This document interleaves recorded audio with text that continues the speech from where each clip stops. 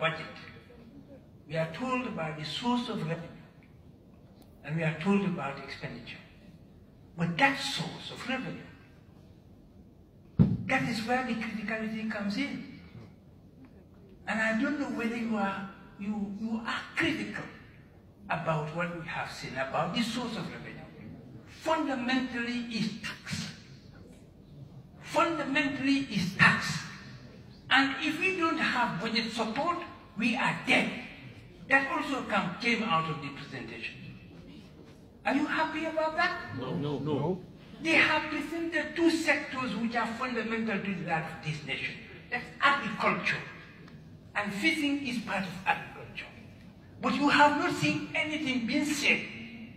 What has been said about fishing is that European Union agreement that we just ratified in the National Assembly.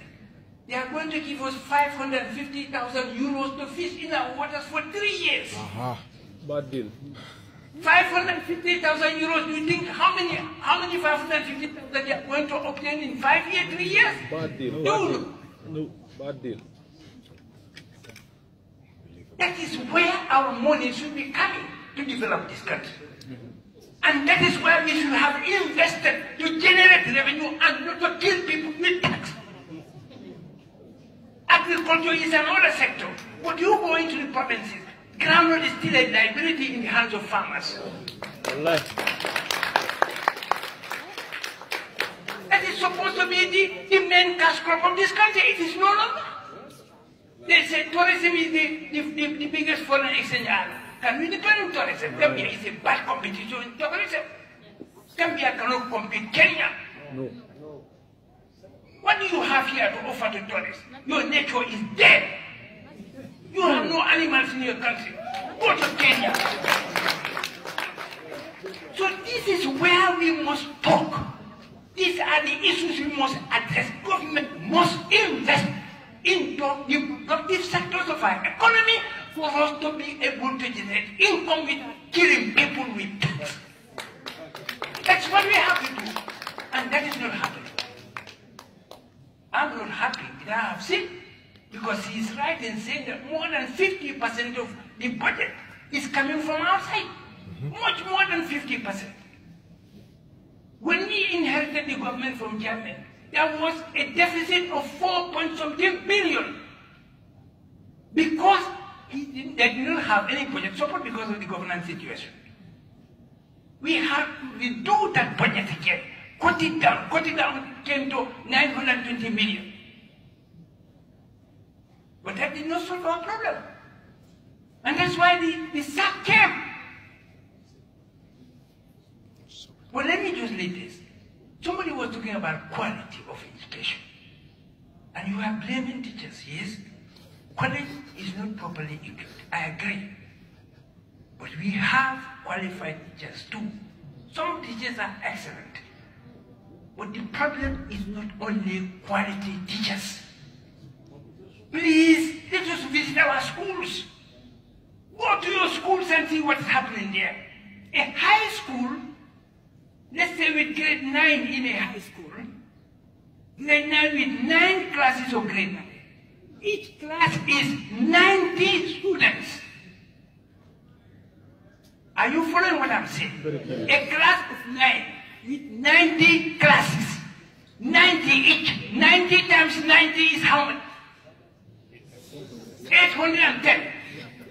And I'm an English teacher. I'm teaching in each of these classes. How many papers do I have to mark? Tell me. I cannot possibly mark all those papers. You know what's happening in your system? No. There is too much overcrowding to a point that teachers cannot teach, they cannot mark, they cannot assess anybody. I cannot assess 800, and that's only grade 9. What about grade 10? I'm not going to mention any school, but I know a school. The least number of children in a class is 76. That's the smallest. It's 80-something to 90. I'm supposed to sit in grade 10, grade 11, grade 9. I'm teaching English. Can I mark all these papers? And added that you are marking a register plus your scheme of work and lesson plan. You know what teachers do? They cannot. What they do, they try to assess and allocate something and then repeatedly that they give to each student. When you then take them, they dump all in a dustbin. That is the situation of your school, your education system. So it's not only a college or teachers, too many children in one class. My university, we were only 45 in a class. That's university. If you have more than that, then it's joint lectures. There is somebody, a particular professor who is coming to teach a particular theme. Different classes are interested in that, they all combine. You have 100, you have 90, you have 200. But a class, a high school, science class 90, what teacher can teach that? It's not possible. So these are the big problems. So, and then somebody was asking also, when do we involve budget? This is just a start. But this is not the time to talk about the budget. The budget is just 4 years old, 4 months old. It's been implemented now for almost 4 months, we are in the 4th month. Yeah. So that's the essence of the importance is that we are beginning something which is good. But next time, it must start right from the word go. I have a right to be asked, well, next year, we are planning for next year. What do you think is worth thinking about developing in this community, in this region? People must know. People know what they want.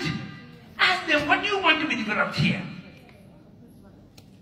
How much more do you think would go to make that for you? You are involving people in the whole process. What do you do your whole thing? And when it has been implemented, and then you start talking about budget, it's good. I like it. It's welcome. But next time, it must be right from the word go. Even before you think of sending your gold circulars and whatever you call them, budget framework and all the rest of it, people must know what you are going to do. Ask me what, if you go to every region, you ask people, they know what they want to be developed. Because there are so many things to be developed, but they know those which are prior. The priority area, they know more than any one of you. Ask them. Otherwise, we will not move. Thank you. Thank you, Honorable, for that very important contribution. It's 1 o'clock right now. Let's have the panel discussion for 30 minutes.